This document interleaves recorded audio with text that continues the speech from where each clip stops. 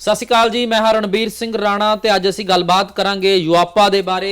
ਅਨਲਾਫੁਲ activities prevention act ਹੈ 2019 ਦੇ ਵਿੱਚ ਅਮੈਂਡਮੈਂਟ ਹੋਈ ਆ ਤੇ ਪੰਜਾਬ ਦੇ ਵਿੱਚ ਕਈ ਥਾਈਂ ਇਸ ਨੂੰ ਲੈ ਕੇ ਜੋ ਪਰਚੇ ਵੀ ਹੋਏ ਨੇ ਤੇ ਚਰਚਾ ਦੇ ਵਿੱਚ ਵੀ ਹੈ ਇਹ ਜਿਹੜਾ ਯੂਆਪਾ ਐਕਟ ਹੈਗਾ।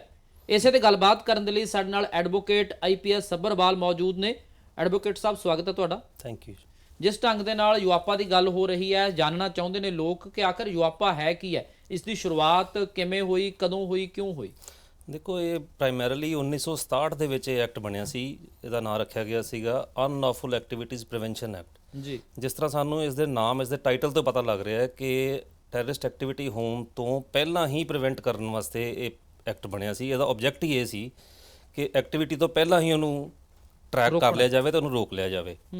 ਇਹਦਾ ਬੇਸਿਕਲੀ ਆਬਜੈਕਟ ਹੀ ਇਹ ਸੀ ਕਿ ਜਿਹੜਾ ਐਂਟੀ ਟੈਰਰਿਜ਼ਮ ਲਾਅ ਹੈ ਉਹਨੂੰ ਹੋਰ ਜ਼ਿਆਦਾ ਡਿਵੈਲਪ ਕੀਤਾ ਜਾਵੇ, ਪਲੱਸ ਜਿਹੜੇ ਸਾਡੇ ਡੋਮੈਸਟਿਕ ਇੰਡੀਅਨ ਲਾਅਜ਼ ਨੇ ਇਹਨਾਂ ਨੂੰ ਤੇ ਜਿਹੜੇ ਇੰਟਰਨੈਸ਼ਨਲ ਟਰੀਟੀਜ਼ ਔਰ ਇੰਟਰਨੈਸ਼ਨਲ ਜਿਹੜੇ ਓਬਲੀਗੇਸ਼ਨਸ ਨੇ ਉਹਨਾਂ 'ਚ ਬੈਲੈਂਸ ਕਰਨ ਵਾਸਤੇ ਇਹਨੂੰ ਫਰਦਰ ਕਈ ਵਾਰੀ ਅਮੈਂਡ ਵੀ ਕੀਤਾ ਗਿਆ ਤੇ ਹੁਣ ਲੇਟੈਸਟ 2019 ਦੇ ਵਿੱਚ ਫਿਰ ਇਹਨੂੰ ਅਮੈਂਡ ਕੀਤਾ ਗਿਆ। ਠੀਕ ਹੈ, 1967 ਦੇ ਵਿੱਚ ਇਸ ਦੀ ਸ਼ੁਰੂਆਤ ਹੁੰਦੀ ਜੀ। ਤੇ ਜਿਹੜਾ ਹੁਣ 2019 ਦੇ ਵਿੱਚ ਅਮੈਂਡਮੈਂਟ ਹੋਈ ਹੈ ਉਹ ਕੀ ਹੋਈ ਹੈ? 2019 ਦੇ ਵਿੱਚ ਬੇਸਿਕਲੀ 3-4 ਤਰ੍ਹਾਂ ਦੀਆਂ ਅਮੈਂਡਮੈਂਟਸ ਹੋਈਆਂ ਨੇ। ਪਹਿਲੀ ਇਹ ਹੈ ਵੀ ਉਹਨਾਂ ਨੇ ਨੈਸ਼ਨਲ ਇਨਵੈਸਟੀਗੇਟਿੰਗ ਏਜੰਸੀ ਜਿਹੜੀ ਹੈ ਉਹਨੂੰ ਐਮਪਾਵਰ ਕਰਤਾ ਹੈ ਕਿ ਉਹ ਪਾਵਰ ਉਹਨੂੰ ਦੇਤੀ ਕਿ ਉਹ ਪ੍ਰਾਪਰਟੀ ਸੀਜ਼ ਕਰ ਸਕਦੀ ਹੈ ਜਿਹੜੀਆਂ ਯੂਜ਼ ਕੀਤੀਆਂ ਜਾ ਰਹੀਆਂ ਟੈਰਰਿਜ਼ਮ ਵਾਸਤੇ, ਪ੍ਰਾਪਰਟੀਜ਼ ਅਟੈਚ ਕਰ ਸਕਦੀ ਹੈ, ਇਨਵੈਸਟੀਗੇਸ਼ਨ ਕੰਡਕਟ ਕਰ ਸਕਦੀ ਹੈ। ਤੇ ਦੂਸਰਾ ਜਿਹੜਾ ਸੈਕਸ਼ਨ 35 ਹੈ ਉਹਦੇ 'ਚ ਸੈਂਟਰਲ ਗੌਰਮੈਂਟ ਨੂੰ ਇਹ ਪਾਵਰ ਦਿੱਤੀ ਗਈ ਹੈ ਕਿ ਕਿਸੇ ਦਾ ਵੀ ਨਾਮ, ਚਾਹੇ ਉਹ ਆਰਗੇਨਾਈਜੇਸ਼ਨ ਹੈ ਤੇ ਚਾਹੇ ਇੱਕ ਇਕੱਲਾ ਇੰਡੀਵਿਜੂਅਲ ਹੈ, ਉਹਨਾਂ ਦਾ ਨਾਮ ਜਿਹੜਾ ਸ਼ਡਿਊਲ 1 ਦੇ ਵਿੱਚ ਪਾਇਆ ਜਾ ਸਕਦਾ ਹੈ, ਉਹਨੂੰ ਟੈਰਰਿਸਟ ਡਿਕਲੇਅਰ ਕੀਤਾ ਜਾ ਸਕਦਾ। ਉਸ ਤੋਂ ਬਾਅਦ ਡੀਨੋਟੀਫਾਈ ਕੀਤਾ ਜਾ ਸਕਦਾ ਜੇ ਉਹ ਇਹ ਸ਼ੋਅ ਕਰਦਾ ਹੈ ਕਿ ਮੈਂ ਇਸ ਆਰਗੇਨਾਈਜੇਸ਼ਨ ਜਾਂ ਇੰਡੀਵਿਜੂਅਲ ਇਹ ਸ਼ੋਅ ਕਰਦੇ ਜਾਂ ਇਹ ਪ੍ਰੂਵ ਕਰ ਸਕਦੇ ਨੇ ਕਿ ਅਸੀਂ ਟੈਰਰਿਸਟ ਨਹੀਂ ਆ। ਵੱਡੀ ਅਮੈਂਡਮੈਂਟ ਜਾਨੀ ਕਿ ਇਹਦੇ ਵਿੱਚ ਇਹ ਹੈ ਕਿ ਪਹਿਲਾਂ ਜੇ ਆਰਗੇਨਾਈਜੇਸ਼ਨ ਹੁੰਦੀ ਸੀਗੀ ਉਹਨੂੰ ਟੈਰਰਿਸਟ ਦੇ ਤੌਰ ਤੇ ਦੇਖਿਆ ਜਾਂਦਾ ਸੀ, ਹੁਣ ਇੰਡੀਵਿਜੂਅਲ ਦੇ ਤੌਰ ਤੇ ਵੀ ਜਿਹੜਾ ਐਕਟ ਹੈ ਇਹ ਲਾਗੂ ਹੋ ਸਕਦਾ ਯੂਆਪਾ ਜਿਹੜਾ। ਹੁਣ ਪੂਰਾ ਦਾ ਪੂਰਾ ਐਕਟ ਜਿੱਥੇ ਆਰਗੇਨਾਈਜੇਸ਼ਨ ਵਰਡ ਯੂਜ਼ਡ ਸੀ ਉਸ ਆਰਗੇਨਾਈਜੇਸ਼ਨ ਦੇ ਨਾਲ ਇੰਡੀਵਿਜੂਅਲ ਵਰਡ ਜਿਹੜਾ ਹੁਣ ਅਟੈਚ ਕਰ ਦਿੱਤਾ ਗਿਆ। ਪਹਿਲਾਂ ਮਤਲਬ ਇਸ ਤਰ੍ਹਾਂ ਨਹੀਂ ਸੀਗਾ ਤੇ ਇਹ ਜਿਹੜਾ ਕਾਫੀ ਖਤਰਨਾਕ ਇਸ ਨੂੰ ਕਿਹਾ ਜਾ ਸਕਦਾ ਹੈ ਕਿ ਅੱਛਾ ਇਹਦੇ ਵਿੱਚ ਹੋਰ ਕੀ ਕੀ ਹੈ? ਸਾਨੂੰ ਇਹ ਵੀ ਪਤਾ ਲੱਗ ਰਿਹਾ ਸੀ ਕਿ ਚਰਚਾ ਦੇ ਵਿੱਚ ਇਹ ਗੱਲਾਂ ਕਿ ਜੇ ਤੁਹਾਡੇ ਕੋਲੇ ਜ਼ਰੂਰੀ ਨਹੀਂ ਕਿ ਤੁਸੀਂ ਗੋਲੀ ਚਲਾਈ ਹੈ ਜਾਂ ਤੁਹਾਡੇ ਕੋਲੇ ਹਥਿਆਰ ਮਿਲਿਆ ਹੈ ਜਾਂ ਤੁਸੀਂ ਕੋਈ ਅਨਲਾਫੁਲ ਐਕਟੀਵਿਟੀ ਕੀਤੀ ਹੈ, ਉਹ ਤੋਂ ਪਹਿਲਾਂ ਹੀ ਜੇ ਕੋਈ ਸਾਜ਼ਿਸ਼ ਰਚੀ ਹੈ ਜਾਂ ਤੁਹਾਡੇ ਕੋਲੇ ਸਾਹਿਤ ਹੈ ਜਾਂ ਕੁਝ ਵੀ ਇਸ ਤਰ੍ਹਾਂ ਦਾ ਹੈ ਜਿਹੜਾ ਉਹਦੇ ਤਾਂ ਵੀ ਪਰਚਾ ਹੋ ਜਾਂਦਾ ਹੈ। ਬਿਲਕੁਲ, ਇਹਦੇ ਵਿੱਚ ਹੁਣ ਕਾਫੀ ਇਹ ਪ੍ਰੋਵੀਜ਼ਨਸ ਪਾ ਦਿੱਤੀਆਂ ਗਈਆਂ ਕਿ ਸੈਂਟਰਲ ਗਵਰਨਮੈਂਟ ਜੇ ਇਸ ਓਪੀਨੀਅਨ ਦੀ ਹੈ ਔਰ ਉਹ ਆਪਣੀ ਜਿਹੜੀ ਇੱਕ ਉਹਨਾਂ ਨੇ ਇੱਕ ਟ੍ਰਿਬਿਊਨਲ ਬਣਾਇਆ, ਜੇ ਉਸ ਦੀ ਓਪੀਨੀਅਨ ਹੈ ਤੇ ਉਹ ਕਿਸੇ ਨੂੰ ਵੀ ਆਰਗੇਨਾਈਜੇਸ਼ਨ, ਕਿਸੇ ਟਰਸਟ, ਕਿਸੇ ਕੰਪਨੀ, ਕਿਸੇ ਇੰਡੀਵਿਜੂਅਲ ਨੂੰ ਸ਼ਡਿਊਲ 1 ਦੇ ਵਿੱਚ ਪਾ ਕੇ ਉਹਨੂੰ ਟੈਰਰਿਸਟ ਡਿਕਲੇਅਰ ਕਰ ਸਕਦੇ ਨੇ। ਔਰ ਇਹ ਉਸ ਬੰਦੇ, ਉਸ ਇੰਡੀਵਿਜੂਅਲ, ਉਸ ਟਰਸਟ, ਉਸ ਕੰਪਨੀ ਦੇ ਉੱਤੇ ਬਰਡਨ ਹੋਏਗਾ ਕਿ ਉਹ ਪ੍ਰੂਵ ਕਰੇ ਕਿ ਉਹ ਟੈਰਰਿਸਟ ਨਹੀਂ ਹੈ। ਸੋ ਇਹਦੇ 'ਚ ਰਿਵਰਸ ਬਰਡਨ ਹੈ ਜਿਹੜਾ ਕਿ ਮੇਰੇ ਖਿਆਲ 'ਚ ਨਾਰਮਲ ਕ੍ਰਿਮੀਨਲ ਜੂਰਿਸਪ੍ਰੂਡੈਂਸ ਦੇ ਅਗੇਂਸਟ ਹੈ। ਨਾਰਮਲੀ ਕ੍ਰਿਮੀਨਲ ਜੂਰਿਸਪ੍ਰੂਡੈਂਸ ਇਹ ਹੈ ਕਿ ਜਿਹੜੀ ਪ੍ਰੋਸੀਕਿਊਸ਼ਨ ਹੈ ਉਹ ਵਿਦ ਐਵੀਡੈਂਸ ਪ੍ਰੂਵ ਕਰਦੀ ਹੈ ਕਿ ਦੂਸਰਾ ਬੰਦਾ ਗਿਲਟੀ ਹੈ, ਅਕਿਊਜ਼ ਜਿਹੜਾ ਉਹ ਗਿਲਟੀ ਹੈ। ਜੇ ਉਹ ਨਹੀਂ ਪ੍ਰੂਵ ਕਰ ਸਕਦੀ ਤੇ ਪ੍ਰਾਇਮਰੀ ਬਰਡਨ ਜਿਹੜਾ ਪ੍ਰੋਸੀਕਿਊਸ਼ਨ ਦਿੰਦਾ, ਬਟ ਇਹਦੇ 'ਚ ਅਦਰਵਾਈਜ਼ ਹੈ। ਇਹਦੇ 'ਚ ਪ੍ਰਾਇਮਰੀ ਬਰਡਨ ਪ੍ਰੋਸੀਕਿਊਸ਼ਨ ਤੇ ਨਹੀਂ ਹੈ, ਰਿਵਰਸ ਬਰਡਨ ਕਰ ਦਿੱਤਾ ਗਿਆ ਕਿ ਅਕਿਊਜ਼ ਪ੍ਰੂਵ ਕਰੇ ਕਿ ਉਹ ਇਹਨਾਂ ਨਾਲ ਅਟੈਚਡ ਨਹੀਂ ਸੀ ਜਾਂ ਇਹਨਾਂ ਦੇ ਫੰਡਸ ਨਹੀਂ ਯੂਜ਼ ਕਰ ਰਿਹਾ ਸੀ ਜਾਂ ਇਹਨਾਂ ਦੇ ਨਾਲ। ਕਿਸ ਤਰ੍ਹਾਂ ਦੀਆਂ ਜਿਹੜੀਆਂ ਚੀਜ਼ਾਂ ਨੇ, ਜਿਵੇਂ ਤੁਸੀਂ ਦੱਸ ਰਹੇ ਹੋ ਕਿ ਫੰਡਸ ਵਾਲੀ ਗੱਲ ਹੈ ਇੱਕ ਤਾਂ, ਜਾਂ ਜੇ ਕੋਈ ਮੋਬਾਈਲ ਦੇ ਵਿੱਚ ਕੁਝ ਇਸ ਤਰ੍ਹਾਂ ਦੀ ਸਮੱਗਰੀ ਜਾਂ ਤੁਹਾਡੇ ਕੰਪਿਊਟਰ ਦੇ ਵਿੱਚ ਜਾਂ ਤੁਹਾਡੇ ਕੋਲੋਂ ਲਿਖਤੀ ਤੌਰ ਤੇ ਜਾਂ ਕੁਝ ਵੀ ਜਾਂ ਬੋਲੇ ਤੋਂ ਵੀ ਇਹ ਪਰਚਾ ਦਰਜ ਹੋ ਸਕਦਾ? ਜੀ ਬਿਲਕੁਲ, ਇਹਦੇ 'ਚ ਕੁਝ ਪ੍ਰੋਵੀਜ਼ਨਸ ਇਸ ਤਰ੍ਹਾਂ ਦੀਆਂ ਨੇ ਜਿਹੜੀਆਂ ਕਿ ਮਿਸਯੂਜ਼ ਦੇ ਹੋਣ ਦੇ ਚਾਂਸਸ ਬਹੁਤ ਜ਼ਿਆਦਾ ਲੱਗਦੇ, ਕਿਉਂਕਿ ਇੰਡੀਆ 'ਚ ਅਸੀਂ ਕੋਈ ਵੀ ਕਾਨੂੰਨ ਦੇਖ ਲਈਏ ਹਿੰਦੁਸਤਾਨ ਦੇ ਵਿੱਚ ਜਿੱਥੇ ਅਨਫੈਟਰਡ ਜਾਂ ਬਹੁਤ ਜ਼ਿਆਦਾ ਡਿਸਕ੍ਰਿਸ਼ਨ ਦੇ ਦਿੱਤੀ ਜਾਂਦੀ ਹੈ ਇੱਕ ਪਰਟੀਕੂਲਰ ਏਜੰਸੀ ਨੂੰ ਜਾਂ ਕਿਸੇ ਵੀ ਪਰਟੀਕੂਲਰ ਡਿਪਾਰਟਮੈਂਟ ਨੂੰ, ਉੱਥੇ ਮਿਸਯੂਜ਼ ਹੋਣ ਦੇ ਚਾਂਸਸ ਬਹੁਤ ਵੱਧ ਜਾਂਦੇ ਔਰ ਅੱਜ ਤੱਕ ਅਸੀਂ ਦੇਖਦੇ ਆਏ ਹਾਂ ਕਿ ਮਿਸਯੂਜ਼ ਹੁੰਦੇ ਰਹੇ ਨੇ ਲਾਅ। ਸੋ ਇਹਨਾਂ ਦੀ ਕਨਸਟੀਟਿਊਸ਼ਨਲ ਵੈਲਿਡਿਟੀ ਵਾਸਤੇ ਹੁਣ ਕਾਫੀ ਪਟੀਸ਼ਨਸ ਹੁਣ ਸੁਪਰੀਮ ਕੋਰਟ 'ਚ ਪੈਂਡਿੰਗ ਵੀ ਨੇ, ਕਿਉਂਕਿ ਇਹਦੇ 'ਚ ਕੁਝ ਪ੍ਰੋਵੀਜ਼ਨਸ ਨੇ ਜਿਨ੍ਹਾਂ 'ਚ ਰਿਵਰਸ ਬਰਡਨ ਹੈ ਬਗੈਰ ਕਿਸੇ ਰੀਜ਼ਨ ਤੋਂ। ਮਤਲਬ ਤੁਹਾਨੂੰ ਲੱਗਦਾ ਹੈ ਕਿ ਜਾਂ ਬਹੁਤ ਸਾਰੇ ਲੋਕ ਹੋਰ ਵੀ ਕਹਿੰਦੇ ਨੇ ਕਿ ਗਲਤ ਇਸਤੇਮਾਲ ਇਸ ਦਾ ਪੁਲਿਸ ਕਰ ਸਕਦੀ ਹੈ ਜਾਂ ਸਰਕਾਰਾਂ ਕਰ ਸਕਦੀਆਂ ਨੇ? ਨਹੀਂ, ਇਹਦੇ 'ਚ ਪ੍ਰਾਇਮਰੀ ਜਿਹੜੀ ਇਨਵੈਸਟੀਗੇਸ਼ਨ ਹੈ ਜਾਂ ਨੋਮੀਨੇਸ਼ਨ ਹੈ ਕਿਸੇ ਬੰਦੇ ਦੀ, ਉਹ ਨੈਸ਼ਨਲ ਇਨਵੈਸਟੀਗੇਟਿੰਗ ਏਜੰਸੀ ਦੇ ਹੱਥ 'ਚ ਹੈ। ਜੀ ਜੀ ਜੀ। ਪਰ ਹੁਣ ਮਿਸਯੂਜ਼ ਦੇ ਚਾਂਸਸ ਜਿਹੜੇ ਨੇ ਉਹ ਅਸੀਂ ਇਗਨੋਰ ਨਹੀਂ ਕਰ ਸਕਦੇ। ਤੇ ਇਹਦੇ 'ਚ ਇੱਕ ਡਿਸੈਂਟ ਦਾ ਜਿਹੜਾ ਪਹਿਲਾਂ ਰਾਈਟ ਟੂ ਸਪੀਚ ਹੁੰਦਾ ਸੀ, ਇਕੁਐਲਿਟੀ ਹੁੰਦੀ ਸੀ, ਰਾਈਟ ਟੂ ਸਪੀਚ ਹੁੰਦਾ ਸੀ, ਆਰਟੀਕਲ 19 ਦੇ ਵਿੱਚ ਐਕਸਪ੍ਰੈਸ਼ਨ ਹੁੰਦਾ ਸੀ, ਉਹ ਹੁਣ ਕਰਟੇਲ ਕਰ ਦਿੱਤੇ ਗਏ ਆ। ਇਹਦੇ ਆਬਜੈਕਟ ਦੇ ਵਿੱਚ ਲਿਖ ਦਿੱਤਾ ਗਿਆ ਹੈ ਕਿ ਇਸ ਲਾਅ ਦੇ ਅਧੀਨ ਅਸੀਂ ਉਹਨਾਂ ਨੂੰ ਕੁਝ ਹੱਦ ਤੱਕ ਕਰਟੇਲ ਕਰ ਸਕਦੇ ਹਾਂ। ਮਤਲਬ ਇਹ ਵੀ ਖਤਰਾ ਹੈ ਕਿ ਰਾਈਟ ਆਫ ਐਕਸਪ੍ਰੈਸ਼ਨ ਹੈ ਜਿਹੜਾ, ਜਾਂ ਤੁਹਾਡਾ ਫਰੀडम ਹੈ, ਉਹ ਵੀ ਇਸ ਦੇ ਨਾਲ ਖਤਰੇ 'ਚ ਆ ਗਿਆ ਇੱਕ ਤਰ੍ਹਾਂ ਦੇ ਨਾਲ। ਜੀ ਬਿਲਕੁਲ, ਕੁਝ ਹੱਦ ਤੱਕ ਇਹ ਗਵਰਨਮੈਂਟ ਕੋ ਪਾਵਰ ਆ ਚੁੱਕੀ ਹੈ ਕਿ ਉਹ ਤੁਹਾਡੇ ਰਾਈਟ ਜਿਹੜੇ ਆ ਕਰਟੇਲ ਕਰ ਸਕਦੀ ਹੈ ਇਹਨਾਂ ਦੇ ਵਿੱਚ। ਹੁਣ ਇਹਦੇ ਕਾਫੀ ਪਟੀਸ਼ਨ ਸੁਪਰੀਮ ਕੋਰਟ ਪੈਂਡਿੰਗ ਨੇ, ਹੁਣ ਉਹਨਾਂ ਦੀ ਕੀ ਕਨਸਟੀਟਿਊਸ਼ਨਲ ਵੈਲਿਡਿਟੀ ਸੁਪਰੀਮ ਕੋਰਟ ਉਹਨੂੰ ਅਪਰੂਵ ਕਰਦੀ ਹੈ ਜਾਂ ਇਹਨਾਂ ਨੂੰ ਸਟ੍ਰਾਈਕ ਡਾਊਨ ਕਰਦੀ ਹੈ, ਇਹ ਆਉਣ ਵਾਲੇ ਟਾਈਮ 'ਚ ਪਤਾ ਚੱਲੇਗਾ। ਅੱਛਾ, ਇਹ ਜਿਹੜਾ ਅਫੈਂਸ ਹੈ ਇੱਕ ਤਾਂ ਨਾਨ ਬੇਲੇਬਲ ਹੈ, ਇਹਦੇ ਵਿੱਚ ਐਂਟੀਸਿਪੇਟਰੀ ਬੇਲ ਦੀ ਕੋਈ ਹੈਗੀ ਹੈ ਵਿਵਸਥਾ, ਜਾਂ ਜ਼ਮਾਨਤ, ਰੈਗੂਲਰ ਜ਼ਮਾਨਤ ਦੀ, ਜਾਂ ਕਿਸ ਤਰ੍ਹਾਂ ਹੈਗਾ? ਨਹੀਂ ਦੇਖੋ, ਇਹਦੇ 'ਚ ਐਜ਼ ਸੱਚ ਐਂਟੀਸਿਪੇਟਰੀ ਬੇਲ ਦੀ ਐਕਟ ਦੇ ਵਿੱਚ ਕੋਈ ਪ੍ਰੋਵੀਜ਼ਨ ਨਹੀਂ ਹੈ। ਸੋ ਜੇ ਇਹਨੂੰ ਟੈਕਨੀਕਲੀ ਦੇਖਿਆ ਜਾਵੇ ਤੇ ਜੇ 180 ਦਿਨ ਤੱਕ ਇਹਨਾਂ ਦੀ ਚਲਾਨ ਜੇ ਨਹੀਂ ਪੇਸ਼ ਹੁੰਦਾ, ਇਨਵੈਸਟੀਗੇਸ਼ਨ ਨਹੀਂ ਪੂਰੀ ਹੁੰਦੀ, ਤਾਂ ਉਹਨੂੰ ਰਿਲੀਜ਼ ਕੀਤਾ ਜਾਏਗਾ ਕੰਪਲਸਰੀ ਬੇਲ ਦੇ ਵਿੱਚ CRPC ਦੇ ਹਿਸਾਬ ਨਾਲ। ਪਰ ਇਹ ਬੜਾ ਅਕਿਊਜ਼ ਦੇ ਇੰਟਰਸਟ ਦੇ ਅਗੇਂਸਟ ਹੈ ਬਈ 180 ਦਿਨ ਤੱਕ ਉਹਨੂੰ ਜੇਲ੍ਹ 'ਚ ਰਹਿਣਾ ਪੈ ਸਕਦਾ ਜੇ ਇਨਵੈਸਟੀਗੇਸ਼ਨ ਨਹੀਂ ਕੰਪਲੀਟ ਹੁੰਦੀ, ਔਰ ਜੇ ਇਨਵੈਸਟੀਗੇਸ਼ਨ ਕੰਪਲੀਟ ਹੋ ਜਾਂਦੀ ਹੈ ਵਿਦਿਨ ਟਾਈਮ ਤੇ ਇਸ ਤੋਂ ਜ਼ਿਆਦਾ ਵੀ ਰਹਿਣਾ ਪੈ ਸਕਦਾ। ਅੱਛਾ, ਟਾਡਾ ਏ, ਪੋਟਾ ਏ ਤੇ ਇਹ ਹੁਣ ਯੂਆਪਾ ਏ। ਟਾਡਾ ਤਾਂ ਹੁਣ ਲਾਗੂ ਨਹੀਂ ਹੈਗਾ, 1985 ਤੋਂ 1995 ਤੱਕ ਚੱਲਿਆ। ਪੋਟਾ ਵੀ ਪੰਜਾਬ ਦੇ ਵਿੱਚ ਤਾਂ ਨਹੀਂ, ਕਈ ਥਾਵਾਂ ਤੇ ਹੈ ਪੋਟਾ ਵੀ ਲਾਗੂ। ਪੋਟਾ ਹੈ ਜੇ, ਪਰ ਇਹਦੇ ਵਿੱਚ ਉਹਨਾਂ ਦੋਨਾਂ ਦੇ ਵਿੱਚ ਡਿਫਰੈਂਸ ਹੀ ਇਹ ਹੈ ਕਿ ਇਹ ਪ੍ਰੀਵੈਂਸ਼ਨ ਵਾਸਤੇ ਐਕਟ ਪ੍ਰਾਇਮਰੀਲੀ ਬਣਿਆ, ਔਰ ਪੋਟਾ ਜਿਹੜਾ ਹੈ ਆਫੈਂਸ ਹੋਣ ਤੋਂ ਬਾਅਦ ਐਕਸ਼ਨ ਦੇ ਵਿੱਚ ਆਉਂਦਾ। ਠੀਕ ਹੈ, ਜਿਹੜਾ ਟਾਡਾ ਉਹ ਵੀ ਬਾਅਦ ਵਿੱਚ ਵਾਲਾ ਸੀਗਾ ਜੀ, ਉਹ ਤਾਂ ਹੁਣ ਖਤਮ ਹੀ ਹੋ ਚੁੱਕਿਆ। ਪਰ ਇਹ ਜਿਹੜਾ ਵੱਖਰੀ ਇਹਦੇ ਵਿੱਚ ਗੱਲ ਇਹ ਹੈ ਕਿ ਇਹ ਪ੍ਰੀਵੈਂਸ਼ਨ ਐਕਟ ਹੈ ਕਿ ਉਸ ਤੋਂ ਪਹਿਲਾਂ ਹੀ, ਕਿ ਕੋਈ ਵੀ ਕ੍ਰਾਈਮ ਹੋਣ ਤੋਂ ਪਹਿਲਾਂ ਉਸ ਤੇ ਇਹ ਕੋਈ ਸਾਜ਼ਿਸ਼ ਰਚੀ ਜਾਂਦੀ ਹੈ, ਜਾਂ ਗੱਲਬਾਤ ਹੁੰਦੀ ਹੈ, ਜਾਂ ਕੋਈ ਸਾਹਿਤ, ਜਾਂ ਕੋਈ ਇਸੇ ਤਰ੍ਹਾਂ ਦਾ, ਉਹਦੇ ਵਿੱਚ ਵੀ ਇਹ ਪ੍ਰੋਵੀਜ਼ਨ ਹੈਗੀ ਹੈ ਕਿ ਪਰਚਾ ਦਰਜ ਹੋ ਸਕਦਾ ਜੋ ਆਪਾਂ ਦੇ। ਜੀ ਬਿਲਕੁਲ ਹੋ ਸਕਦਾ, ਜੇ ਉਸ ਦਾ ਕਿਸੇ ਤਰ੍ਹਾਂ ਨੈਕਸਸ ਇਹ ਬਿਲੀਵ ਕਰਦੀ ਹੈ ਨਹੀਂ ਇਹ ਕਿ ਉਹਦਾ ਕੋਈ ਕਿਸ ਤਰ੍ਹਾਂ ਨੈਕਸਸ ਹੈ ਕਿਸੇ ਟੈਰਰਿਸਟ ਆਰਗੇਨਾਈਜੇਸ਼ਨ ਨਾਲ ਜਾਂ ਕਿਸੇ ਟੈਰਰਿਸਟ ਇੰਡੀਵਿਜੂਅਲ ਨਾਲ, ਤਾਂ ਉਹਦੇ ਤੇ FIR ਕੀਤੀ ਜਾ ਸਕਦੀ ਹੈ ਔਰ ਇਨਵੈਸਟੀਗੇਸ਼ਨ ਕੰਡਕਟ ਕੀਤੀ ਜਾ ਸਕਦੀ ਹੈ। ਠੀਕ ਹੈ, ਇਹਦੇ ਵਿੱਚ ਜਾਨੀ ਤੁਹਾਨੂੰ ਇਹ ਲੱਗਦਾ ਕਿ ਜਿਹੜਾ ਅਕਿਊਜ਼ਡ ਹੈ ਉਹਦੇ ਕੋਲੇ ਜਿਹੜੀਆਂ ਕਾਨੂੰਨ ਮੁਤਾਬਕ ਜਿੰਨੀਆਂ ਵੀ ਚੀਜ਼ਾਂ ਹੈਗੀਆਂ ਨੇ, ਜਿਵੇਂ ਬਾਕੀ ਜਿੰਨੇ ਵੀ ਕ੍ਰਾਈਮ ਨੇ, ਉਹਦੇ ਵਿੱਚ ਉਹਨਾਂ ਨੂੰ ਪਾਵਰ ਹੈਗੀ ਹੈ ਕਿ ਆਪਣਾ ਜਸਟਿਸ ਲੈਣ ਦੀ, ਜਾਂ ਆਪਣੀ ਆਵਾਜ਼ ਐਡਵੋਕੇਟ ਸਾਹਿਬ ਦੇ ਥਰੂ ਅਦਾਲਤਾਂ ਦੇ ਵਿੱਚ ਜਾ ਕੇ ਆਪਣਾ ਕੇਸ ਲੜਨ ਦੀ, ਇਹਦੇ ਵਿੱਚ ਜਿਹੜੀਆਂ ਉਨੀਆਂ ਪਾਵਰਸ ਜਾਂ ਉਨੀਆਂ ਉਹਨਾਂ ਨੂੰ ਖੁੱਲ੍ਹ ਨਹੀਂ ਹੈਗੀ ਜਿਹੜੇ ਅਕਿਊਜ਼ਡ। ਹਾਂਜੀ, ਇਹਦੇ 'ਚ ਕਾਫੀ ਜਿਹੜੀਆਂ ਰਾਈਟਸ ਸੀਗੇ ਅਕਿਊਜ਼ ਦੇ, ਉਹ ਰਿਸਟ੍ਰਿਕਟ ਕਰ ਦਿੱਤੇ ਗਏ। ਈਵਨ ਸੈਕਸ਼ਨ 47 ਦੇ ਵਿੱਚ ਸਪੈਸੀਫਿਕ ਬਾਰ ਲਗਾ ਦਿੱਤਾ ਗਿਆ ਹੈ ਕਿ ਕੁਝ ਜਿਹੜੇ ਡਿਸਟ੍ਰਿਕਟ ਜੱਜ ਦੇ ਆਰਡਰਸ ਨੇ, ਉਹਨਾਂ ਦਾ ਅਗੇਂਸਟ ਰਿਵੀਜ਼ਨ ਜਾਂ ਅਪੀਲ ਜਿਹੜੀ ਆ ਉਹ ਮੇਨਟੇਨੇਬਲ ਨਹੀਂ ਰਹੇਗੀ। ਅੱਛਾ, ਇਹ ਵੀ ਹੈ ਇਹਦੇ ਵਿੱਚ। ਜੀ।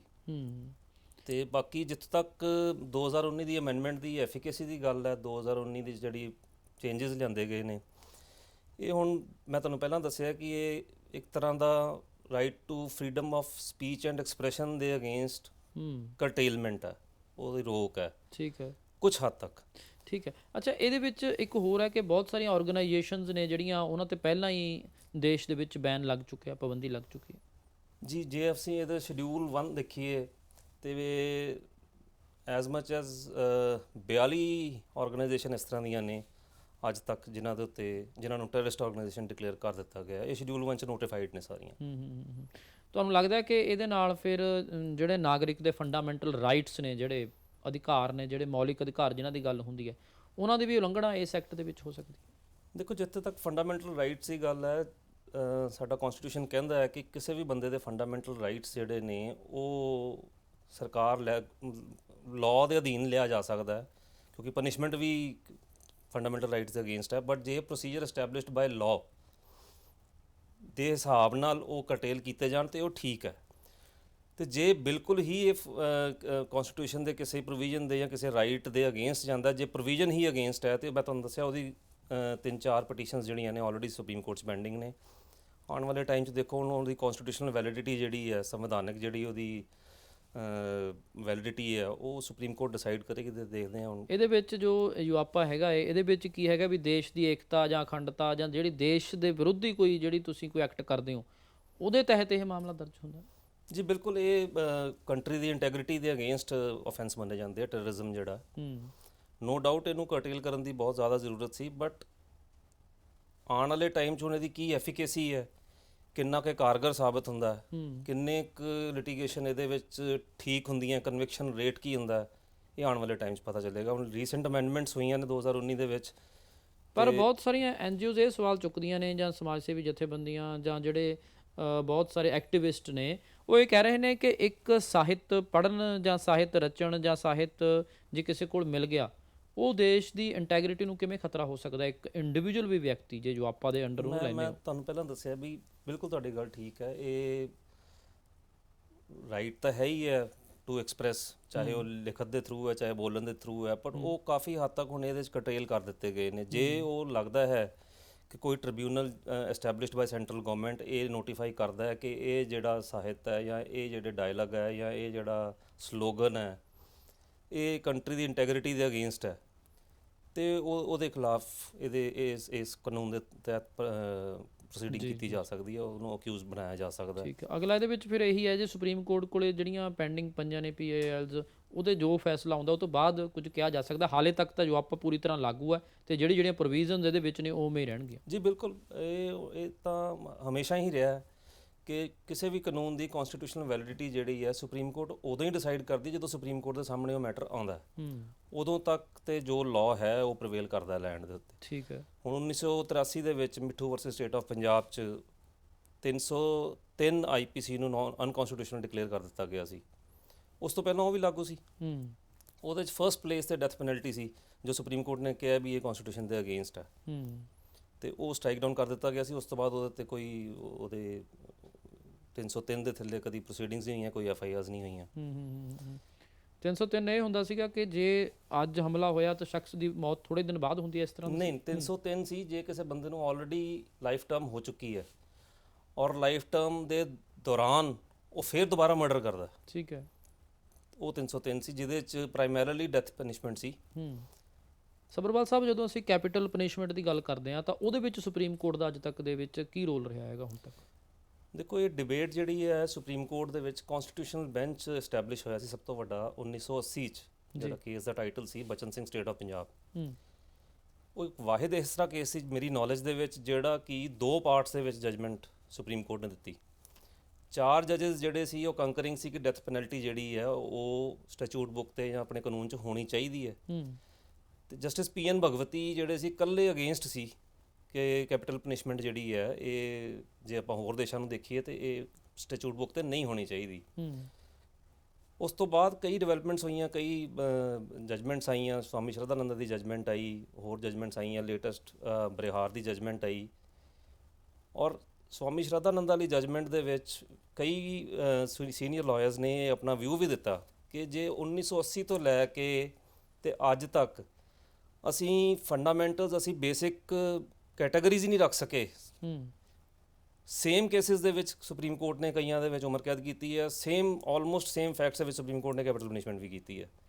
ਜੇ ਸਾਡੇ ਕੋਲ ਕੈਟਾਗਰਾਈਜੇਸ਼ਨ ਹੀ ਨਹੀਂ ਹੋਈ ਸੁਪਰੀਮ ਕੋਰਟ ਦੀ ਅੱਜ ਤੱਕ ਇੰਨੇ ਸਾਲਾਂ 'ਚ ਕਿ ਕਿਹੜੇ ਐਗਜ਼ੈਕਟਲੀ ਕਿਹੜੇ ਕੇਸ 'ਚ ਅਸੀਂ ਪਨਿਸ਼ਮੈਂਟ ਕੈਪੀਟਲ ਕਰਨੀ ਹੈ, ਤੇ ਕਈਆਂ ਦਾ ਇਹ ਵਿਊ ਹੈ ਜੂਰਿਸਟ ਦਾ ਕਿ why to have that punishment, ਫਿਰ ਉਹ ਅਸੀਂ ਪਨਿਸ਼ਮੈਂਟ ਰੱਖੀਏ ਹੀ ਕਿਉਂ। ਤੇ ਇਹ ਯੂਆਪਾ 'ਚ ਇਹਦਾ ਕੀ ਪ੍ਰੋਵੀਜ਼ਨ ਹੈਗੀ ਹੈ? ਯੂਆਪਾ ਦੇ ਵਿੱਚ ਵੀ ਇੱਕ ਅੱਧੇ ਅਫੈਂਸਿਸ ਦੇ ਵਿੱਚ ਜਿੱਥੇ ਟੈਰਰਿਸਟ ਐਕਟ ਦੇ ਦੌਰਾਨ ਕਿਸੇ ਦੀ ਡੈਥ ਹੋ ਜਾਂਦੀ ਹੈ, ਉੱਥੇ ਫਰਸਟ ਪਲੇਸ ਤੇ ਕੈਪੀਟਲ ਪਨਿਸ਼ਮੈਂਟ ਪ੍ਰੋਵਾਈਡਡ ਹੈ।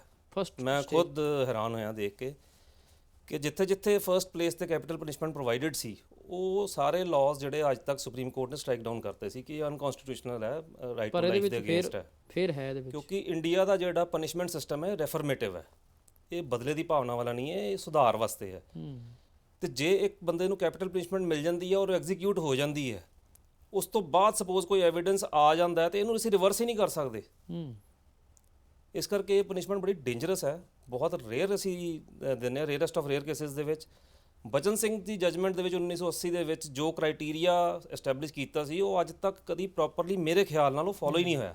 ਅੱਛਾ, ਇੱਕ ਇਹ ਦੱਸੋ ਕਿ ਜਿਸ ਢੰਗ ਦੇ ਨਾਲ ਜਿਹੜੀ ਯੂਆਪਾ ਦੀ ਅਸੀਂ ਗੱਲ ਕਰ ਰਹੇ ਹਾਂ, 2019 'ਚ ਅਮੈਂਡਮੈਂਟ ਹੋਈ ਹੈ, ਕੀ ਆਬਜੈਕਟ ਵੀ ਕੋਈ ਬਦਲਿਆ ਗਿਆ ਇਸ ਐਕਟ ਦੇ ਵਿੱਚ ਜਾਂ ਸਿਰਫ ਇਹੀ ਇੱਕ ਜਿਹੜੀ ਅਮੈਂਡਮੈਂਟਸ ਦੀ ਫਿਰ ਜ਼ਰੂਰਤ ਕੀ ਸੀਗੀ ਇਹਦੇ ਵਿੱਚ? ਜੀ ਬਿਲਕੁਲ, ਤੁਹਾਡਾ ਸਵਾਲ ਬਿਲਕੁਲ ਅੱਛਾ ਹੈ ਕਿ ਜਿਹੜਾ ਵੀ ਐਕਟ ਬਣਦਾ, ਕੋਈ ਵੀ ਨਵਾਂ ਲਾਅ ਬਣਦਾ, ਉਹਦਾ ਇੱਕ ਪਹਿਲਾਂ ਆਬਜੈਕਟ ਤੇ ਰੀਜ਼ਨ ਹੁੰਦਾ ਵੀ ਇਹ ਅਸੀਂ ਕਾਨੂੰਨ ਕਿਉਂ ਬਣਾ ਰਹੇ ਹਾਂ। 1967 ਦੇ ਵਿੱਚ ਇਹ ਅਨਲੌਫੁਲ ਐਕਟੀਵਿਟੀਜ਼ ਪ੍ਰੀਵੈਂਸ਼ਨ ਐਕਟ ਬਣਿਆ, ਇਹਦਾ ਆਬਜੈਕਟ ਲਿਖਿਆ ਗਿਆ ਤੇ ਪੂਰਾ ਲਾਅ ਬਣਿਆ। 2019 ਦੇ ਵਿੱਚ ਅਸੀਂ ਦੇਖਦੇ ਹਾਂ ਕਿ ਆਬਜੈਕਟ ਦੇ ਵਿੱਚ ਕੋਈ ਐਨਹਾਂਸਮੈਂਟ ਨਹੀਂ ਕੀਤੀ ਗਈ, ਵਧਾਇਆ ਨਹੀਂ ਗਿਆ, ਪਰ ਪ੍ਰੋਵੀਜ਼ਨਸ ਦੇ ਵਿੱਚ ਜਿਹੜੀ ਹੈ ਉਹ ਚੇਂਜਸ ਲੈ ਆਂਦੇ ਗਏ। ਤੇ ਜੇ ਆਬਜੈਕਟ ਹੀ ਚੇਂਜ ਨਹੀਂ ਹੋਇਆ ਤੇ ਅਮੈਂਡਮੈਂਟ ਕਰਨ ਦਾ ਕੀ ਰੀਜ਼ਨ ਸੀ, ਇਹ ਮੇਰੀ ਸਮਝ 'ਚ ਨਹੀਂ ਆਇਆ। ਮੇਰੇ ਖਿਆਲ ਨਾਲ ਜੇ ਆਬਜੈਕਟ ਨੂੰ ਹੋਰ ਵਾਈਡ ਕੀਤਾ ਜਾਂਦਾ ਤੇ ਅਮੈਂਡਮੈਂਟਸ ਦੀ ਜ਼ਿਆਦਾ ਜ਼ਰੂਰਤ ਸੀ। ਅੱਛਾ, ਪਰ ਜਦੋਂ ਅਸੀਂ ਡੈਮੋਕ੍ਰੇਸੀ ਦੀ ਗੱਲ ਕਰਦੇ ਹਾਂ ਤਾਂ ਡੈਮੋਕ੍ਰੇਸੀ ਦੇ ਵਿੱਚ ਅਸੀਂ ਕਹਿੰਦੇ ਹਾਂ ਕਿ ਤੁਹਾਨੂੰ ਵਿਚਾਰਾਂ ਦੀ ਆਜ਼ਾਦੀ ਹੈ, ਇਹੀ ਚਾਹੇ ਤੁਸੀਂ ਕੋਈ ਇਸ ਵਿਚਾਰ ਨਾਲ ਸਹਿਮਤ ਹੋਵੇ, ਸਾਹਮਣੇ ਵਾਲਾ ਚਾਹੇ ਨਾ ਹੋਵੇ, ਤੁਹਾਨੂੰ ਵਿਚਾਰ ਕਹਿਣ ਦੀ ਆਪਣੇ ਦੀ ਆਜ਼ਾਦੀ ਹੈ। ਪਰ ਜੇ ਯੁਆਪਾ ਵਰਗੇ ਕਾਨੂੰਨ ਆਉਣਗੇ ਤਾਂ ਇਹ ਆਜ਼ਾਦੀ ਜਿਹੜੀ ਆ ਉਹ ਨਾਗਰਿਕ ਕੋਲ ਨਹੀਂ ਰਹੂਗੀ ਫਿਰ। ਜੀ ਬਿਲਕੁਲ, ਇਹਦੇ ਆਬਜੈਕਟ ਦੇ ਵਿੱਚ ਹੀ ਇਹ ਮੈਂਸ਼ਨ ਕਰ ਦਿੱਤਾ ਗਿਆ ਕਿ ਕੁਝ ਹੱਦ ਤੱਕ ਆਦਮੀ ਦੇ, ਇੱਕ ਇਨਸਾਨ ਦੇ, ਇੱਕ ਸਿਟੀਜ਼ਨ ਦੇ ਫੰਡਾਮੈਂਟਲ ਰਾਈਟਸ ਜਿਹੜੇ ਨੇ ਉਹ ਇਸ ਐਕਟ ਥੱਲੇ ਕਰਟੇਲ ਕੀਤੇ ਜਾ ਸਕਦੇ ਨੇ। ਹੁਣ ਇਹਦੀ ਕਈ ਪ੍ਰੋਵੀਜ਼ਨਸ ਜਿਹੜੀਆਂ ਨੇ ਮੈਂ ਤੁਹਾਨੂੰ ਆਲਰੇਡੀ ਦੱਸਿਆ ਕਿ ਉਹ ਸੁਪਰੀਮ ਕੋਰਟ 'ਚ ਪਟੀਸ਼ਨਸ ਪੈਂਡਿੰਗ ਨੇ। ਹੁਣ ਉਹ ਆਪਣੇ ਸੰਵਿਧਾਨ ਦੇ ਟੈਸਟ ਜਿਹੜੇ ਆ ਉਹ ਪਾਸ ਕਰਦੀਆਂ ਜਾਂ ਉਹਨਾਂ ਨੂੰ ਸਟ੍ਰਾਈਕ ਡਾਊਨ ਕਰਤਾ ਜਾਂਦਾ ਹੈ, ਇਹ ਸਾਨੂੰ ਹੁਣ ਟਾਈਮ ਨਾਲ ਥੋੜਾ ਜਿਹਾ ਦੁਬਾਰਾ ਇੱਕ ਵਾਰੀ ਦੱਸ ਦਿਓ ਕਿ ਕਿਹੜੇ ਜਿਹੜੀ ਮੋਟਾ ਕਿ ਕਿਹੜੇ ਚੀਜ਼ਾਂ ਜਿਹੜੀਆਂ ਜੁਆਪਾ ਦੇ ਅੰਡਰ ਆ ਸਕਦੀਆਂ ਨੇ, ਜੇ ਕੋਈ ਵਿਅਕਤੀ ਕੀ ਕਰਦਾ ਤਾਂ ਉਹਦੇ ਤੇ ਜੁਆਪਾ ਲੱਗ ਸਕਦਾ। ਇਹਦੇ 'ਚ ਬੜੀ ਲੰਬੀ ਲਿਸਟ ਹੈ ਆਫੈਂਸਿਸ ਦੀ, ਤੇ ਪ੍ਰਾਇਮਰੀਲੀ ਜੇ ਮੋਟਾ ਅਸੀਂ ਦੇਖੀਏ ਤੇ ਇਹਦੇ 'ਚ ਜੇ ਕੋਈ ਅਨਲੌਫੁਲ ਐਕਟੀਵਿਟੀਜ਼ ਆਪ ਕਰਦਾ ਤਾਂ, ਜੇ ਕਿਸੇ ਦੀ ਐਕਟੀਵਿਟੀ ਦੇ ਵਿੱਚ ਅਬੈਟਮੈਂਟ ਕਰਦਾ, ਉਸ 'ਚ ਸਹਿਯੋਗ ਪਾਉਂਦਾ ਤਾਂ, ਜੇ ਉਸ ਦੀ ਕੋਈ ਕਨਸਪੀਰੇਸੀ ਦੇ ਵਿੱਚ ਸ਼ਾਮਿਲ ਹੁੰਦਾ ਤਾਂ, ਜਾਂ ਜੇ ਅਨਲੌਫੁਲ ਕਿਸੇ ਐਕਟੀਵਿਟੀ ਜਾਂ ਟੈਰਰਿਸਟ ਐਕਟੀਵਿਟੀ ਦੇ ਕਿਸੇ ਆਰਗੇਨਾਈਜੇਸ਼ਨ ਦੇ ਨਾਲ ਅਟੈਚਡ ਹੁੰਦਾ ਤਾਂ। ਅਨਲੌਫੁਲ ਨੂੰ ਜੇ ਡਿਸਕ੍ਰਾਈਬ ਥੋੜਾ ਜਿਹਾ ਕਰਨਾ ਹੋਵੇ ਤਾਂ ਇਸ ਐਕਟ ਦੇ ਅੰਡਰ ਇਹ ਬੜਾ ਕਲੀਅਰ ਹੈ ਜੀ। ਅਨਲੌਫੁਲ ਮਤਲਬ ਜਿਹੜਾ ਇਲੀਗਲ ਚਾਹੇ ਨਾ ਹੋਵੇ ਪਰ ਉਹ ਕਾਨੂੰਨ ਦੇ ਅਗੇਂਸਟ ਹੈ, ਅਨਲੌਫੁਲ ਹੈ। ਈਵਨ ਜੇ ਕਿਸੇ ਪ੍ਰੋਸੀਡਸ ਕੋਈ ਟੈਰਰਿਸਟ ਆਰਗੇਨਾਈਜੇਸ਼ਨ ਦੀ ਕੋਈ ਇਨਕਮ ਹੈ ਜਾਂ ਕੋਈ ਫੰਡਸ ਨੇ ਉਹਦੇ 'ਚ ਕੰਟਰੀਬਿਊਟ ਕਰਦਾ ਜਾਂ ਉਹਨਾਂ ਨੂੰ ਯੂਜ਼ ਕਰਦਾ। ਕਿਉਂਕਿ ਹੁਣ ਥੋੜ੍ਹੇ ਜਿਹੇ ਦਿਨਾਂ ਦੇ ਵਿੱਚ ਹੋਇਆ ਕੀ ਹੈ, ਪੰਜਾਬ ਦੇ ਵਿੱਚ ਜਿਹੜੀ ਚਰਚਾ ਛਿੜੀ ਹੈ ਯੁਆਪਾ ਦੀ, ਉਹ ਰੈਫਰੈਂਡਮ 2020 ਕਰਕੇ ਹੈ। ਬਹੁਤ ਸਾਰੇ ਨੌਜਵਾਨ ਨਾਨਾਂ 'ਤੇ ਹੁਣ ਇਸ ਵੇਲੇ ਯੁਆਪਾ ਜਿਹੜਾ ਲੱਗਿਆ ਪੰਜਾਬ ਦੇ ਵਿੱਚ ਇਸ ਵੇਲੇ, ਉਹ ਥੋੜ੍ਹੇ ਕੁਝ ਉਹ ਈਵਨ ਕਿ ਨਾਬਾਲਗ ਵੀ ਨੇ, ਕੁਝ ਜਿਹੜੇ 18, 19, 22 ਸਾਲਾਂ ਦੇ ਵੀ ਨੇ, ਯੁਆਪਾ ਉਹਨਾਂ 'ਤੇ ਵੀ ਲੱਗ ਗਿਆ। ਅਤੇ ਉਹਨਾਂ ਦੀ ਜੋ ਪੁਲਿਸ ਦੇ ਵੱਲੋਂ ਜਾਂ NIA ਦੇ ਵੱਲੋਂ ਜੋ ਕਿਹਾ ਗਿਆ ਉਹਨਾਂ ਦਾ ਕਿ ਉਹਨਾਂ ਕੋਲੇ ਕੁਝ ਇਸ ਤਰ੍ਹਾਂ ਦੀਆਂ ਸਾਜ਼ਿਸ਼ਾਂ ਦੇ ਵਿੱਚ ਉਹ ਇਨਵੋਲਵ ਸੀਗੇ ਅਤੇ ਉਹਨਾਂ 'ਤੇ ਇਹ ਯੁਆਪਾ ਲੱਗਿਆ। ਦੇਖੋ, ਜਿਹੜਾ ਕੇਸ ਦੇ ਫੈਕਟਸ ਮੇਰੇ ਸਾਹਮਣੇ ਨਹੀਂ ਆ, ਮੈਂ ਸੋਚਦਾ ਕਿ ਉਹਦੇ ਮੈਂ ਤਾਂ ਸਾਹਿਤ ਦੀ ਗੱਲ ਕਰ ਰਿਹਾ ਕਿ ਕਈਆਂ ਕੋਲੋਂ ਸਾਹਿਤ ਵੀ ਮਿਲਿਆ, ਕਈਆਂ ਕੋਲੇ ਹਥਿਆਰ ਵੀ ਮਿਲੇ ਨੇ, ਉਹ ਉਸ ਤਰ੍ਹਾਂ ਦੀਆਂ ਕੁਝ ਜਿਹੜੀਆਂ ਜੋ 2019 ਦੀ ਅਮੈਂਡਮੈਂਟ ਤੋਂ ਬਾਅਦ ਜੇ ਆਪਾਂ ਦੇਖੀਏ ਤੇ ਇਸ ਤਰ੍ਹਾਂ ਦਾ ਲਿਟਰੇਚਰ ਕਿਸੇ ਕੋ ਮਿਲਣ ਨਾਲ ਕੇਸ ਦਾ ਰਜਿਸਟਰ ਕਰ ਸਕਦੀ ਹੈ ਪੁਲਿਸ। ਹੁਣ ਉਹ ਕੇਸ ਕਿੰਨਾ ਕੁ ਸੱਚ ਹੈ, ਕਿੰਨਾ ਝੂਠ ਹੈ, ਕਿਸ ਲੈਵਲ ਤੱਕ ਪਹੁੰਚਦਾ, ਸਜ਼ਾ ਹੁੰਦੀ ਹੈ ਜਾਂ ਬਰੀ ਹੁੰਦਾ, ਇਹ ਕੇਸ ਦੇ ਫੈਕਟਸ ਦੇਖ ਕੇ ਦੱਸਿਆ ਜਾ ਸਕਦਾ। ਤੇ ਬਗੈਰ ਦੇਖੇ ਕੇਸ ਤੇ ਕਮੈਂਟ ਕਰਨਾ ਮੇਰੇ ਖਿਆਲ ਨਾਲ ਠੀਕ ਗੱਲ ਨਹੀਂ ਹੈ। ਚਲੋ ਜਾਂਦੇ ਕੋਈ ਹੋਰ ਗੱਲ ਜਿਹੜੀ ਦੱਸਣੀ ਚਾਹੋਗੇ, ਫਿਰ ਅਸੀਂ ਬਾਈਂਡ ਅਪ ਕਰਦੇ ਹਾਂ। ਮੈਨੂੰ ਇਹੀ ਥੋੜ੍ਹਾ ਜਿਹਾ ਮੈਂ ਤੁਹਾਨੂੰ ਦੱਸਣਾ ਚਾਹੁੰਦਾ ਕਿ ਇਸ ਲਾਅ ਦੇ ਜਿੱਥੇ ਤੱਕ ਮੇਰਾ ਪਰਸਨਲ ਖਿਆਲ ਹੈ ਕਿ ਮਿਸਯੂਜ਼ ਹੋਣ ਦੇ ਚਾਂਸਸ ਕਾਫੀ ਹੈ। ਕਿਉਂਕਿ ਜੇ ਕਿਸੇ ਨੂੰ ਡਿਕਲੇਅਰ ਕਰਨਾ, ਕੋਈ ਪ੍ਰੀਵੀਅਸ FIR ਦੀ ਜ਼ਰੂਰਤ ਨਹੀਂ, ਕੋਈ ਪ੍ਰੀਵੀਅਸ ਉਹਦੇ ਖਿਲਾਫ ਇਨਵੈਸਟੀਗੇਸ਼ਨ ਦੀ ਜ਼ਰੂਰਤ ਨਹੀਂ, ਕੋਈ ਕਨਵਿਕਸ਼ਨ ਹੋਵੇ ਚਾਹੇ ਨਾ ਹੋਵੇ, ਸਿੰਪਲੀ ਜੇ ਕਿਸੇ ਬੰਦੇ ਨੇ ਕਿਸੇ ਦਾ ਐਸੋਸੀਏਸ਼ਨ ਵੀ ਮਿਲ ਜਾਂਦੀ ਹੈ, ਚਾਹੇ ਉਹਦੀ ਇੰਟੈਂਸ਼ਨ ਹੈ ਚਾਹੇ ਨਹੀਂ ਹੈ, ਤੇ ਇਹਦੇ 'ਚ ਰਿਵਰਸ ਬਰਡਨ ਹੈ। ਬੰਦਾ ਆਪ ਉਹਨੂੰ ਸਾਬਤ ਕਰਨਾ ਪਏਗਾ ਕਿ ਮੈਂ ਅਨਲੌਫੁਲ ਐਕਟੀਵਿਟੀਜ਼ ਮੈਂ ਨਹੀਂ ਕਰ ਰਿਹਾ ਸੀ ਜਾਂ ਮੈਂ ਨਹੀਂ ਕੀਤੀ। ਠੀਕ ਹੈ। ਸੋ ਜਿੱਥੇ ਤੱਕ ਮੈਨੂੰ ਲੱਗਦਾ ਕਿ ਕਾਫੀ ਹੱਦ ਤੱਕ ਇਹਦੇ ਮਿਸਯੂਜ਼ ਦੇ ਚਾਂਸਸ ਹੈ। ਚਲੋ, ਬਹੁਤ ਧੰਨਵਾਦ ਐਡਵੋਕੇਟ IPS ਸੱਭਰਵਾਲ ਸਾਹਿਬ। ਤੁਸੀਂ ਐਡਵੋਕੇਟ IPS ਸੱਭਰਵਾਲ ਹੋਰਾਂ ਦੀ ਗੱਲਬਾਤ ਸੁਣੀ ਹੈ ਯੁਆਪਾ ਕਾਨੂੰਨ ਨੂੰ ਲੈ ਕੇ ਕਿ ਕਿਸ ਤਰ੍ਹਾਂ ਦੀਆਂ ਪ੍ਰੋਵੀਜ਼ਨਸ ਨੇ, ਕਿਸ ਤਰ੍ਹਾਂ ਇਸ ਯੁਆਪਾ ਐਕਟ ਦੇ ਅਧੀਨ ਮਾਮਲਾ ਦਰਜ ਹੋ ਸਕਦਾ ਹੈ। ਕਿਉਂਕਿ ਬਹੁਤ ਸਾਰੀਆਂ ਇਸ ਤਰ੍ਹਾਂ ਦੀਆਂ ਚੀਜ਼ਾਂ ਨੇ ਜਿਨ੍ਹਾਂ ਦੀ ਗੱਲ ਹੋਈ ਹੈ ਕਿ ਜਿਹੜਾ ਹੈ ਉਹ ਇਸ ਨੂੰ ਲੈ ਕੇ ਹੋ ਸਕਦੀ ਹੈ, ਮਿਸਯੂਜ਼ ਇਸ ਐਕਟ ਦਾ ਹੋ ਸਕਦਾ ਹੈ। ਸੋ ਆਉਣ ਵਾਲੇ ਦਿਨਾਂ ਦੇ ਵਿੱਚ ਦੇਖਣਾ ਹੋਏਗਾ ਸੁਪਰੀਮ ਕੋਰਟ ਇਸ 'ਤੇ ਜਿਹੜੀਆਂ ਪੈਂਡਿੰਗ PILs ਨੇ ਉਹਨਾਂ 'ਤੇ ਕੀ ਫੈਸਲਾ ਲੈਂਦਾ। ਪਰ ਇੰਨਾ ਜ਼ਰੂਰ ਹੈ ਕਿ ਯੁਆਪਾ ਜਿਹੜਾ ਐਕਟ ਹੈ ਉਹ ਕਾਫੀ ਖਤਰਨਾਕ ਇਸ ਨੂੰ ਮੰਨਿਆ ਜਾ ਰਿਹਾ ਹੈ। ਫਿਲਹਾਲ ਇਸ ਪੇਸ਼ਕਸ਼ 'ਚ ਇੰਨਾ ਹੀ। ਸਾਨੂੰ ਦਿਓ ਇਜਾਜ਼ਤ। ਧੰਨਵਾਦ।